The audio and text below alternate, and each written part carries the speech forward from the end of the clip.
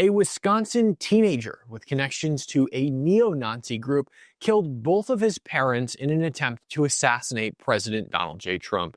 The goal was kill his parents, take their money, their credit cards, their jewelry, or any other assets they had that he could easily convert into money, and use that money to carry out his assassination plot on the current president of the United States. Let's get into it. A high school student from Wisconsin killed his parents as a part of a larger plot to assassinate U.S. President Donald Trump, the FBI has said. Nikita Cashapp, 17, has been charged with the killing of his mother, Tatiana Cashapp, 35, and his stepfather, Donald Mayer, 51, who were found dead in their home on 28th of February.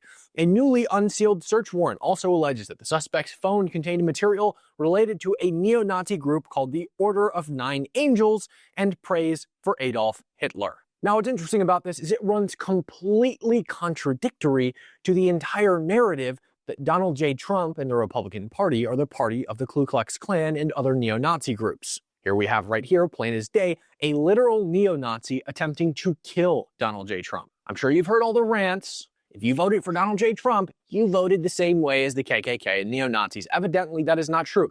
I've met David Duke. I interviewed the bastard. Now, I'll tell you what, David Duke did not say anything about black people. Who he did mention, though, was Jews. David Duke, for those of you who don't know, is the former Grand Wizard of the Ku Klux Klan. I met him at a Turning Point event last year. He was there with Nick Fuentes. I, of course, interviewed him because I was trying to connect him to Nick on camera.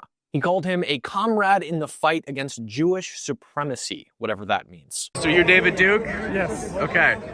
Nice to meet you. What brings you out here? This is the Groyper. To support Nick and his work and all the grumpers that are out here and all the people that are working to save our country and save us from Jewish supremacism. Are you friends with Nick? Genocide, because we're being genocide just like the Palestinians. It's just a different form of it. Are you friends with Nick? I consider him a comrade in the fight Gotcha. for our people. Okay, cool. And I'm very appreciative of his work. Yeah, thanks, man. Appreciate it.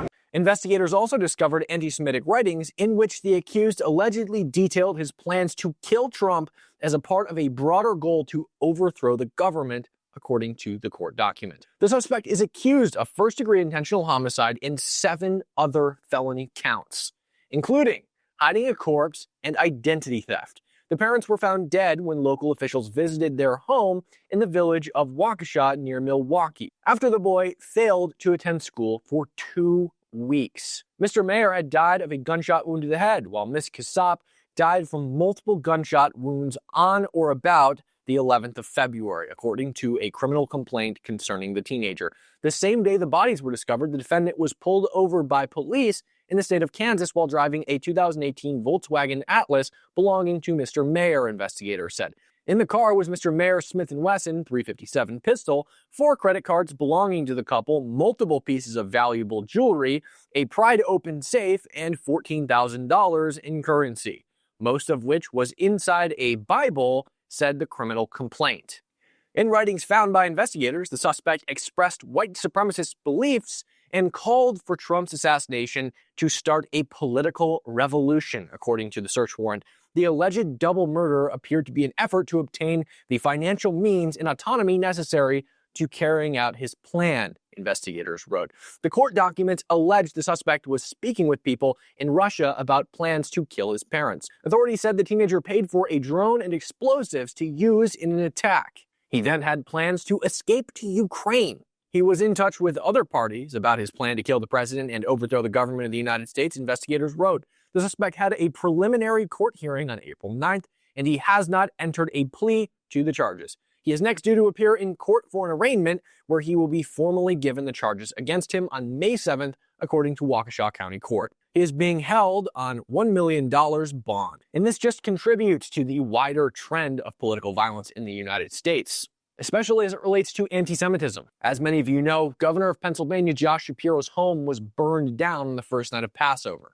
Not only was his family inside the residence, but another family was inside of the residence. Luckily, nobody was harmed. Now, Democrats are spinning that to make it sound like a Republican did it because Josh Shapiro is a Democrat. I highly doubt that. He is a pro-Israel Jew and a Democrat who was attacked on the first night of Passover.